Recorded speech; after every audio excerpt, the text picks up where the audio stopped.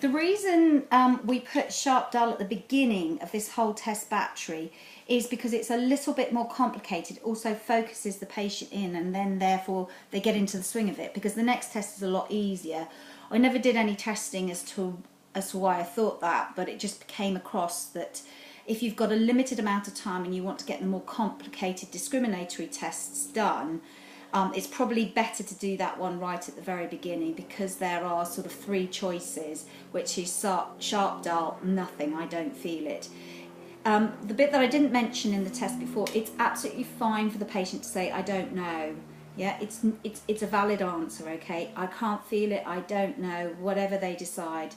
Yep, they just didn't know what it was. It's incorrect, or it's just didn't feel, whichever you want to do, score it as. So on the next test down, which is subtest 2, it is surface pressure touch. And for this one, this is where it's slightly complicated and slight variation on the NeuroPen that you will have, or whatever you're choosing to use. So here we had setting 1 and setting 2. And setting 1, because this is a spring-loaded device, is the light setting, and it's 15.5 grams, and setting 2 is 60.5 grams, 61 grams, I can't quite recall off the top of my head.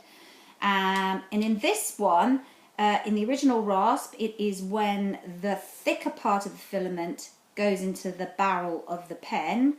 On the monofilament one, it is when you get a just noticeable bend. The difficulty with the monofilament, these are pressured up for 1,000 touches and more, in fact 2,000 touches. With the monofilaments, I think you have to keep calibrating, and it really depends on the humidity and the temperature you're working in.